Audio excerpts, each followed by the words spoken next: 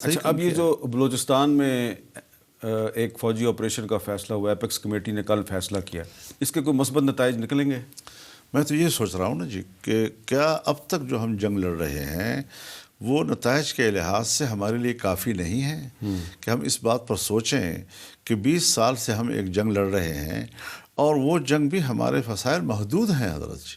ہم ملک میں طول و عرض میں پھیل کر اپنی جنگ کو اور اپنے فوجیوں کو پھیلا کر شاید یہ جنگ اس طرح نہ جیت سکیں جی. نئے نئے قوتیں پیدا ہوتی ہوں گی، نئے نئے لوگ پیدا ہوتے رہیں گے، اور جو اس ملک میں امن چاہتے ہیں یا مسلح جنگ سے گریز کر رہے ہیں یا مسلح جنگ کے خلاف بات کرتے ہیں وہ گردن زدری ٹھہریں گے. نتیجہ یہ نکلا کہ ہم نے جمہوریت کے حوالے سے پارلیمنٹ سے کہا کہ آپ اسلامی قانون سازی شروع کر دیں تاکہ کم از کم مذہبی دنیا جو ہے اس کی تشنگی دور ہو، اس کو اطمینان حاصل ہو، تو آپ کی جمہوریت بھی مستحکم ہوگی اور ملک کے اندر جو ہے وہ ہم سمجھیں گے کہ پارلیمنٹ راستہ ہے اسلامی قوانین کے نفاذ کا اور مملکت کو اسلامی بنانے کا. ورنہ اس طریقے سے تو وہ اپنی موقف جو ہے دنیا سے منوا لیں گے اور جمہوریت اپنا مقدمہ ہار جائے گا جی. تو اس وقت تک تو صورتحال یہی ہے کہ پارلیمنٹ اس ملک کے اندر اس ملک کو حقیقی معنوں میں اسلامی مملکت بنانے کے لیے کوئی پیش رفت نہ کر سکی ہے، نہ ہمارے پارلیمنٹ میں ایسی پارٹیاں آتی ہیں کہ جن کو اسلامی نظام سے کوئی دلچسپی ہو جائے. ایسے لوگوں سے بھر دیا جاتا ہے ہمارے ایوان. لیکن آپ نے 26ویں آئینی ترمیم کے ذریعے جو سود کا معاملہ ہے اس پہ ایک شق تو شامل کروا لی نا. میں عرض کر رہا ہوں نا جی کہ یہ کیسی ہوئی جی، یہ تو اللہ کی مرضی ہے جی، ہمارا کوئی کمال نہیں ہے جی. ہمارے ہجوم کو تو انہوں نے پچھلی اسمبلی کی نسبت کم کرنے کی کوشش کی، آدھے سے بھی کم پہ لے آئے جی. لیکن وہی تھوڑی سی قوت ان کے لیے مصیبت ثابت ہوئی، کیونکہ 2/3 اکثریت ہمارے بغیر بنتی نہیں تھی، نہ قومی اسمبلی میں اور نہ سینٹ میں. تو بالآخر انہوں نے پھر پارٹیوں کے اندر سے بندے جو ہیں چوری کرنے تھے اور پھر لوٹوں کے ووٹوں سے انہوں نے یہاں پر نظام بنانا تھا. ہم نے اس کتاب کے اوپر بیٹھ کر ان سے بات کی، آئین پاکستان پر، کہ یہ ہمارے ملی میثاق ہے اور اس میثاق ملی پر ہم نقطہ بنقطہ آپ سے بات کریں گے. کیا آپ واقعی جو ڈرافٹ لائے ہیں وہ اس آئین کا اور اس آئین کی روح کا تقاضا پورا کرتا ہے یا نہیں پورا کرتا؟ اگر وہ آئین کا تقاضا پورا کرے گا ہم قبول کریں گے، اگر آئین کا تقاضا پورا نہیں کرے گا ہم رد کریں گے جی. چنانچہ جو پریشر میرے اوپر 1 مہینے تک آیا کہ یا تو ہم یہ کہہ رہے تھے کہ ہمارے پاس 1 دن نہیں ہے اور 1 دن کے اندر اندر ہم نے بل بھی لانا ہے اور آپ نے ووٹ بھی کرنا ہے، لیکن 2-3 دن تک تو وہ ہمیں ڈرافٹ ہی نہیں دکھا سکے. اور جب ہمیں ڈرافٹ ملا ایک کالے تھیلے میں یہاں رات کے 2 بجے، تو اس کو جب کھولا تو وہ تو ایک کالا ناگ تھا. اور اس کو جب ہم نے پڑھا، یہ آئین جو ابتدا میں پاکستان کے ہر شہری کے بنیادی انسانی حقوق کے تحفظ کی ضمانت مہیا کرتا ہے، اس کو ملیمٹ کر دیا گیا تھا اس ڈرافٹ کے ذریعے سے جی. اور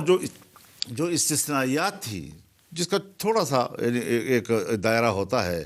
اور اس میں اگر کوئی آئین کا انکار کرے یا کوئی فوج پہ حملہ کرے یا کوئی اس طریقے سے، تو کچھ استثنائیات ہیں کہ اس کی صورت میں آپ کے بنیادی انسانی حقوق معطل ہو جاتے ہیں جی. تو یہ اپنی جگہ پر ٹھیک ہے، آئین کا حصہ، آئین کی بنیاد ہے جی. اب اس کو مکمل طور پر ختم کرنا، استثنائیات کا دائرہ وسیع کر دینا اور بنیادی انسانی حقوق کا دائرہ تنگ کر دینا، یہ کون سی آئین کی روح ہے جی؟ تو اس طریقے سے عدلیہ کے معاملات پر، فوجی عدالتوں کے معاملات پر لمبے چوڑے ہمارے ان کے ساتھ پھر مذاکرات ہوتے رہے، بات چیت چلتی رہی، اور تقریباً 56 کلازز تھی اس ڈرافٹ کی، جس میں بالآخر 22 رہ گئی جی. باقی تمام پر وہ ان کو واپس لینے پر آمادہ ہو گئے جی. اور یہ اچھی بات تھی، مذاکرات کے ذریعے معاملات طے ہو رہے تھے. بعد میں ہم نے پھر اپنے 5 نکات اور ڈال دیے، 5 کلازز ڈال دیے، جس سے 27 ہو گئے جی. اس کا اتفاق بھی ہو گیا جی.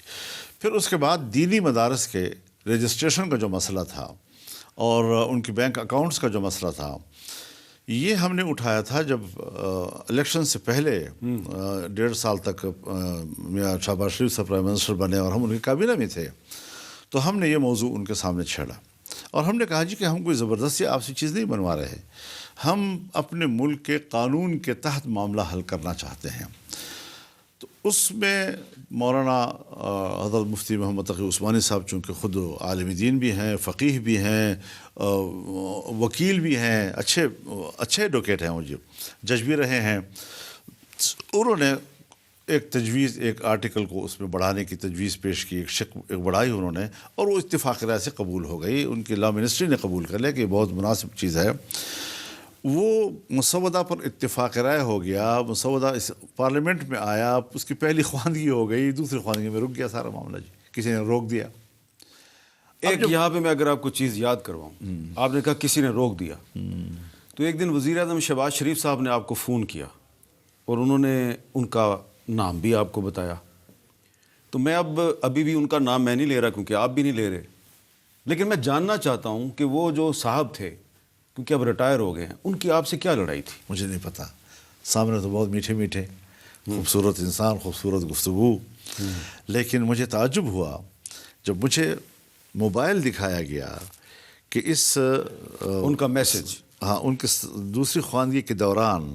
شقوار ان کے کیا کیا پیغامات آتے رہے اور کیا اچھا، کہا اس کا مطلب یہ ہے کہ وہ صاحب جو ہیں وہ پارلیمنٹ میں ہونے والی قانون سازی میں براہ راست مداخلت کر رہا تھا، براہ راست مداخلت کر رہا تھا، اور جب مجھے اس کی پوری رپورٹ مل گئی تو میں خود جا کر رات کو عشاء کے ٹائم پہ میاں شہباز شریف صاحب سے ملا اور میں نے کہا یہ آپ روک دیں جی۔ انہوں نے کہا نہیں، اس چیز شکل میں قبول کرو، میں نے کہا اس شکل میں قبول نہیں ہے جی، آپ بالکل روک دیں، ہمیں آپ سے کوئی گلہ نہیں ہے، اتنا ہمیں پتہ چل گیا کہ ہمیں کس غار سے ڈسا جا رہا ہے جی۔ اچھا، اب چلیں، یہ تو پچھلی جو شہباز شریف صاحب کی پچھلی حکومت تھی اس کا مسئلہ ہو گیا جی۔ اس کے بعد پھر الیکشن ہوا، پھر یہ 26ویں آئینی ترمیم آئی، مجھے وہ رات یاد ہے جب 26ویں آئینی ترمیم پر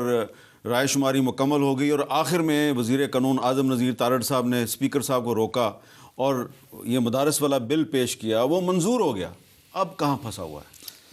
اب صدر مملکت کے پاس پھنسا ہوا ہے جی۔ ایک دفعہ تو یہ ہوا کہ بل پاس ہو گیا، بل پاس ہونے کے بعد اسپیکر کو متوجہ کیا گیا کہ اس میں ایک لفظ ہے جو قلم سے لکھا گیا ہے،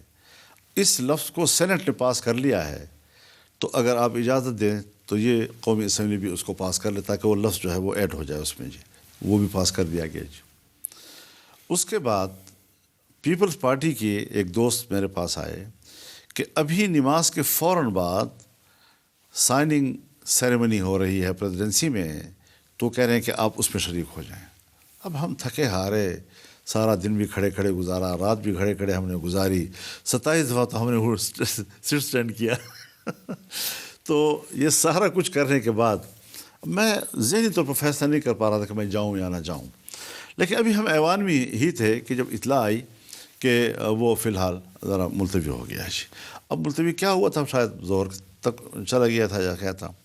پتہ چلا تو تمام جو قوانین تھے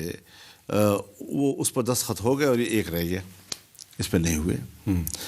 پھر آپ نے اس کو شاید سوال بھی کرنا ہوگا کہ یہ جو بعد میں قانون سازی ہوئی پھر اور ایکٹ پاس کیے گئے، وہ ایکٹس جو ہیں ان پر بھی دستخط ہو گئے، لیکن وہ جو دونوں ایوانوں نے پاس کیا تھا دینی مدارس والا بل، جو ایک معصوم بل تھا جی، اس پر ابھی تک دستخط۔ تو یہ تو دستخط تو صدر آصف زرداری صاحب نے کرنے ہیں، تو وہ تو آپ کی ایک فون کال پہ بیٹھے ہوئے ہیں، آپ فون کال کریں گے؟ اصل میں بات یہ ہے کہ وہ چلے گئے دبئی اور جہاز سے اترتے وقت ان کا ٹانگ کا فریکچر ہو گیا، تو پھر وہ وہیں پر رہے۔ یہاں پر یہ تبدیلی ضرور آئی کہ جو چیئرمین سینٹ تھے وہ قائم مقام صدر بن گئے اور جو ڈپٹی چیئرمین تھے وہ چیئرمین بن گئے جی۔ پھر ہم نے جب اس کا پیچھا کیا تو کہا گیا کہ کوئی کلیریکل ایک اور غلطی نکل آئی پریزیڈنسی میں جی، سو وہ پہلے لائی گئی ہے اسپیکر قومی اسمبلی کے پاس، انہوں نے اس کو ٹھیک کر کے دستخط کر دیے ہیں، اور اب وہ چلی گئی ہے چیئرمین سینٹ کے پاس، انہوں نے بھی جا کر اس پہ دستخط کر دیے ہیں اور دوبارہ پریزیڈنسی چلی گئی ہے جی۔ ہم نے کہا کہ شاید بس آج ہی دستخط ہو جائیں اس کے اوپر اگر واقعی کوئی کلیریکل غلطی تھی، لیکن مجھے لگتا یہ ہے کہ یہ سب ایک ڈیلے ٹیکٹس تھے جی، کیونکہ ابھی تک دستخط نہیں ہوئے اس کے اوپر، معاملہ گڑبڑ ہے۔ اب میں ابھی تک بدنیتی کا کوئی الزام نہیں لگا رہا ان لوگوں کے اوپر، ممکن ہے کوئی ایسی وجہ ہو تو ہمارے نوٹس میں لائی جائے، ابھی تک جو نوٹس میں نہیں لائی جا رہی تو اس کا معنی یہ ہے کہ ملک کے اندر کوئی مشکل نہیں ہے، کوئی باہر کی مشکل ہے۔